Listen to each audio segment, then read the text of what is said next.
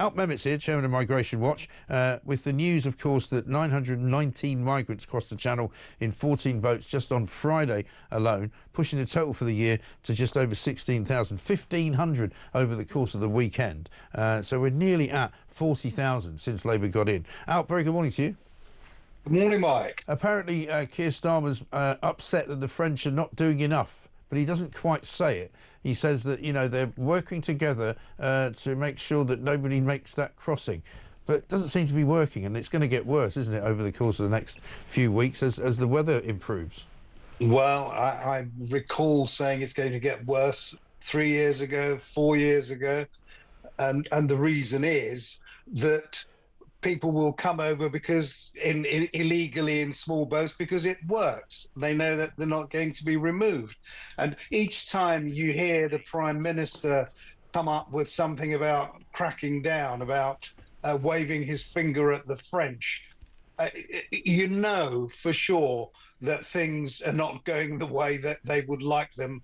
And they know they're not going to go the way that they want them to go. Numbers will keep going up until when they arrive, we detain them, we deal with them quickly and remove them. Until that happens, then the numbers will keep going up. And the French, they've got enough on their hands with the illegal population in their country. They're not going to do anything about it if they can possibly avoid it. No. And when you see, for example, people like Darren Jones appearing on Newsnight and Question Time and basically telling a story which is wrong, which is fake, where he's made out that, you know, most of the people coming on these boats are women and children. He now says, oh, that was because I made a mistake because I actually saw these boats with women and children in them when I went down to Dover. You can tell that the narrative inside of the government is still that we don't want to stop them. Yeah, no, absolutely. They can't. Even if they wanted to, they can't. And everything they've done so far just makes that crystal clear that they can't do it and they don't want to do what is necessary, which is to do what I said earlier about detaining. In order to do that and remove people, we've got to make clear that the ECHR is something that we're going to withdraw from. We've also got to make clear that the Human Rights Act is going to be repealed and something else put in its place, and that we're actually going to do what we say. Otherwise, this year, I'm pretty confident that we're going to end up with over 50,000 that we know about. Coming across in small boats. That's not acceptable. That's not acceptable, and there's no chance that you'd be wrong about that. I think you're absolutely right. I mean, I was predicting that you might get to 50,000 actually before we get to July the 4th, because at the moment it's tipping up on 40,000. And if the weather stays as calm, I mean, you see that boat there. I mean, it looks like the Serpentine. You know, there's literally no waves whatsoever, and the channel was pretty calm at the weekend. I was down there myself, just off the south coast, and there's no reason why you couldn't get sort of 1,500 to 2,000 coming in the next 2 weeks. It'll be another 4,000. Indeed, yeah, and it's all of a sudden the weather will change, and you can bet your bottom dollar that there's going to be some deaths as well if the weather suddenly changes and they're out at sea and all of a sudden things go wrong.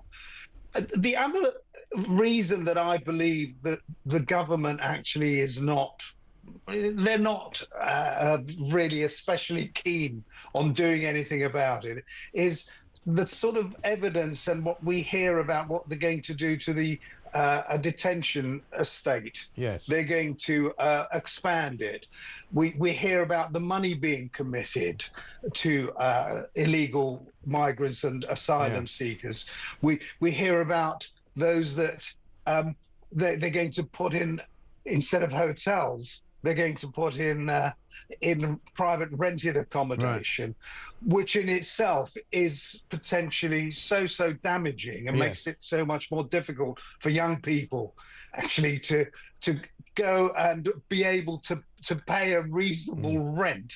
It drives it out of their range, and all these things really what makes me so desperately sad that we've got a government that hasn't got the courage, that hasn't got the nous actually to do what is necessary and make clear that if you come here illegally, you're not going to stay. Right. And they also have hinted at using, you know, kind of student accommodation stroke, you know, hostel type accommodation, other types of dwellings which might have been used differently before, maybe some barracks that they might take over. Some people have taken that to be an understanding that they might actually, as a government, buy some of these migrant hotels and change the use of them and make them into hostels rather than actual hotels, which I'm not convinced they won't do, to be honest.